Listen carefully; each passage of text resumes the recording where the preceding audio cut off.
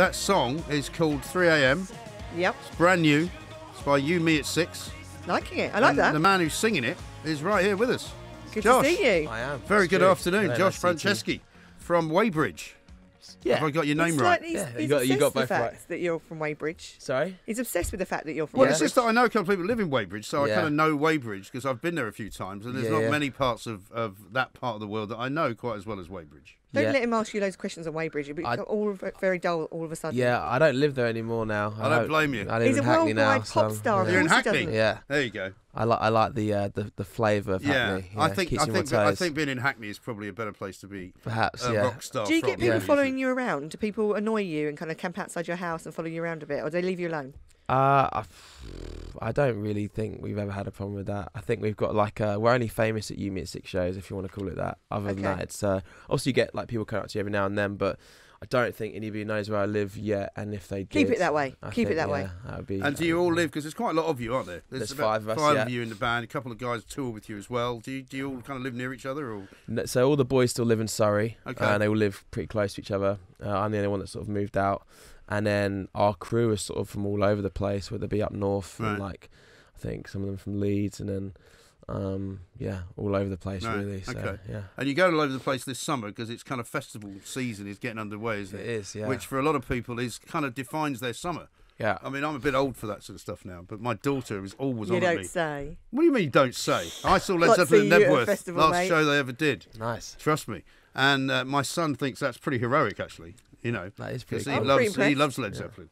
And anyway, but she's always after me to get the tickets to go to Glastonbury, which I've never been to, and I can never get tickets for. Right. And I don't know if you guys are doing Glastonbury this year, but you're It's doing not- loads It's not of on this It's year. not That's how happening much this you year. know. Eh? It's not on this year. What do you mean it's not on? It's not on. They're taking a year off. Have Tell they? him. Yeah. Tell him. Inform him. Well, there you go. That's why I couldn't get tickets. There you go. But It's not on. We're going to try and play it next year. So if we Okay. do, I'll come back. But you Yeah, sold good. out Wembley Arena, haven't you? We in have the past, the and you're O2 going and stuff like that. Yeah. all over the country this summer in terms of all different festivals. Yeah, we're doing a bunch. I'm actually on my way to Donington to go and play Download tomorrow. After this, Right. we're playing a show tonight in Kiel as like a little warm up because we haven't played in about 7 months because we've just finished the new record. And Is then that hard to kind of catch up with again? You know. I was surprised. We started rehearsing last week, and I was sort of like, "We're playing in time and in tune. This is good." Well, I'm it's never done the surprised. Rolling Stones any harm, to be honest. I mean, yeah. they've never played in tune or in time, you know. Oh, come on, don't give them that. They haven't.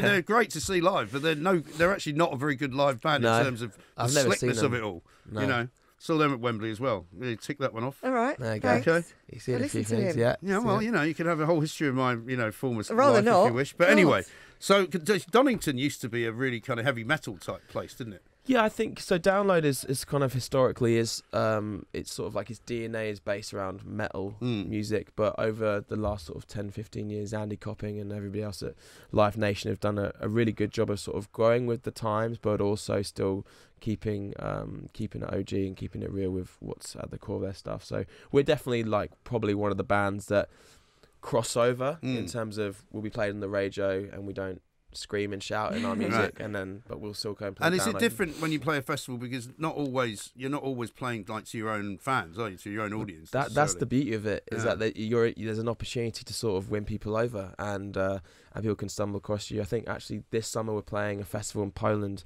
and it's called the Woodstock. It's a free festival that happens there, and every year they get about 500,000 people going.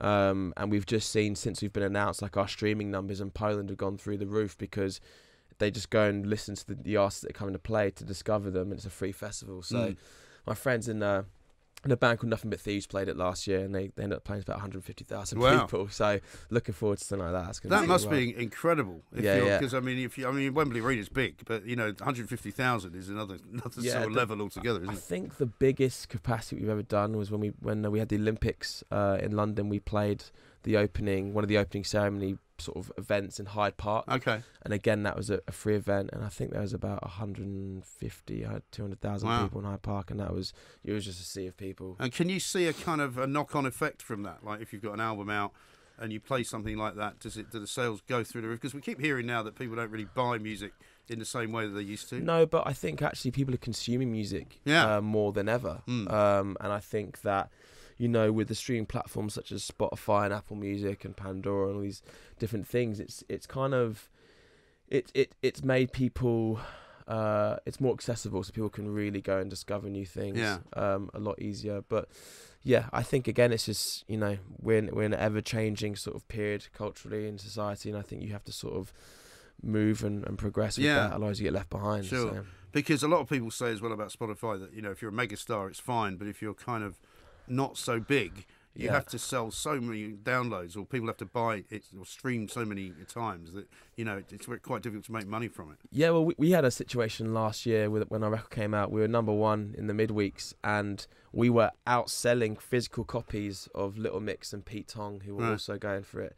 But our streaming numbers comparatively to Little Mix, I think one of them just broken up with one of the fellas, so it's like everyone's listening to the tunes again or something like that, and you can't compete with that. No, because it's just not on the same level. Right. And so we ended up being number 3, which was still a massive achievement. It was a good vibe, but yeah, it is difficult predominantly for guitar bands. Yeah, the streaming numbers aren't in the same league. That being said, when a band writes a great song or creates a great record, like we saw with the Arctic Monkeys when they put out AM, was probably one of the best guitar records in the last decade. You saw that it really got celebrated in the mainstream. Yeah. So it just depends on the songs, I guess, isn't it? And the Swarm, I'm reading here, became the theme tune for the Swarm at Thorpe Park. It did, which must be pretty good. Yeah. Do you ever just pop in and just so you can go around on the ride and listen to it? No, I wouldn't go on the ride anyway. I absolutely detest theme you parks. and me both. Sorry, Thorpe Park, but I remember when we went to like the unveiling of it all. Do you want to go on? I was like, no way. When I die, it's not going to be because the wheels went off on a roller coaster. It's not happening that way. No, it's not. No, I absolutely couldn't agree with you scary more. Cats, I couldn't honestly. agree with you more. No, I couldn't stand doing anything like that. And what about vinyl? Because obviously a lot of bands are now releasing their stuff on vinyl again as well. Yeah. I'm very happy about that because I've still got a record player, and which is not because I've still got one from the 70s, by the way. It's because somebody bought me a new one.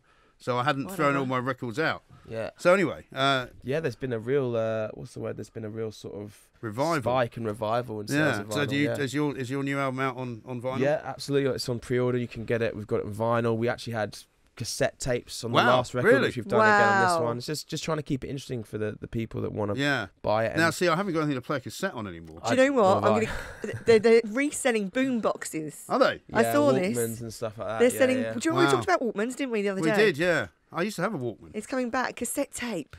I loved them. Yeah, there you go. Definitely, you've got to sell what used to here. be great about cassette tapes was making your own, effectively your own playlist by, just recording Copying off stuff the radio. Yeah, you record Highly the radio. illegal. Yeah. Like Totally bootlegging illegal, stuff. which nobody does anymore. Totally No, illegal. of course not. No, that would be wrong. Yes. Wouldn't it? We don't endorse that. No, of here. course not. Tell us about the new album quickly. Tell us about why it's different, and you produced it in a different way or different label. So it's actually we've set up our own imprint with AWOL and Cobalt.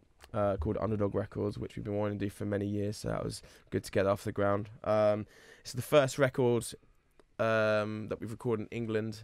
The last 3 have been done in America. That was a big thing for us to do that. Where did you record it? In a place called Ulster, just about 25 minutes from Birmingham, 30 minutes from Birmingham, at the studio called Vader Studios, with a British producer called Dan Austin, who's made anything from the Pixies to engineering on stuff with Gil Norton, who's done the Foo Fighters and Jimmy Well and stuff like that. So, but yeah, we just sort of we did like a trial song of him, just be like, is this the guy? Because we were talking to a lot of different people, and we made a song called Fast Forward with him, and we were just like, this is the guy because he's like an extension of our band. And he really understood what we wanted to do in terms of pushing the boundary sonically and creatively. And we've definitely done that across the board on the record. And I think our last record was basically a stepping stone to have the confidence to pull off what we've done on this one. So hopefully people will like it in the same way we do. And you've been around quite a long time, haven't you? Do you get a good reaction in America when you go there? Because you say Blink-182 is one of your kind of influences, right? Yeah, back in the day, maybe not so much anymore. They're obviously still a great band, but I think I don't really listen to guitar music anymore. I sort of listen to I listen to anything and everything. I'm mainly hip hop and R&B and dance music. I just went to Ibiza a few weeks ago, so that sort of sets the tone, I guess. But when a good guitar record comes out, then I love it and I live and breathe it. But in general, I'm not too focused on that at the moment. But yeah, America is a tough place, man. Yeah, it's comparative to what we have in the UK, nowhere near it. It's very difficult, isn't it? Yeah. And you have to invest the time there. Like if you're gonna go, you can't just go there and be like, we'll do a few shows on the West Coast and a few shows on the East Coast. You have to basically go and live there for like 6 to 9 months, which none of us really want to do, to be honest. No, no, I don't blame you. I don't blame you. It's much more civilised on this side of the Atlantic. It's got to be said. Have you ever done Tea in the Park? We have, yeah. Tea in the Parks are mad. I used to live up there, and everybody in Glasgow just used to go to Tea in the Park. The whole city would empty for the weekend. It's just one of those festivals. It was one of those festivals. I just thought because obviously the crowd in Scotland are probably up there, you know, in terms of some of the best audiences in the world. And every time we played there twice, I believe, and on the last time we played the main stage, and which again was sort of like a bucket list thing. My granddad was from, I believe, like Kinross. Oh, was he? Okay. So very close by. Yeah, I've always had a relationship with the Scottish fans in that sense, and just being on stage and just watching what they were doing in the crowd, I was like, you lot are absolutely mad for it. They had a sort of trance tent where you could go, and I was only up there for the day because I was so middle class and old. I'd actually driven there, in a Volvo. With my girlfriend, and so I said, we've got to drive back, and we were like, up in a Volvo. People were going, there's free beer in the tents over here, you know, they treat the press really well. And I walked into this trance tent where it was just completely black. You couldn't see anything. There was a couple of lights coming off the stage, and I literally tripped over people who were just lying there. Yeah, in the tent, having a nap. Yeah, just I don't know what they were doing, but they'd OD'd on Iron Brew. It was just an incredible It was the orange. scene. Well, Josh, it's delightful to meet you. Good luck with the album. Everybody gets it in all normal places, I guess. Yeah, it's available for pre-order now. The record actually comes out October 5th. Okay. Oh, wow. A bit later on in the year. So right, okay. But if we come along to hear you over the summer, we'll be able to get a flavour of some of the stuff? Yeah, we're going to be playing a bunch of new tracks over the summer, and we'll be touring again. July the 1st, Community Festival, London. August the 6th, Bellodrome, Inverness. That's a long way up there. Yeah. Yeah. Watch out for the midgies, I'd say. Yeah? Yeah, there's a lot of midgies up there. I don't know. What do you mean, midgies? Midgies, like little fleas that bite you. Oh, right, really? Yeah, yeah. Oh. There's swarms of them. That's a dad tip. That's a shame, Watch isn't it? out for the midgies. It's like a dad tip, isn't it? Well, if you've ever played the Loch Ness... They'll give you some jungle spray before you leave the studio. These are the kind of tips he needs from me. He doesn't need tips on how to be a rock star. He needs tips on how to avoid the midgies, you know? Well, you know. You might know a thing or two. I'm not going to Don't knock say it. I've got something in the locker straight away. Don't knock Try it. it right too. Anyway, Josh, great to see you. Thank you very much indeed. Thanks for your time, New album's coming out in October, but here's some more of it now.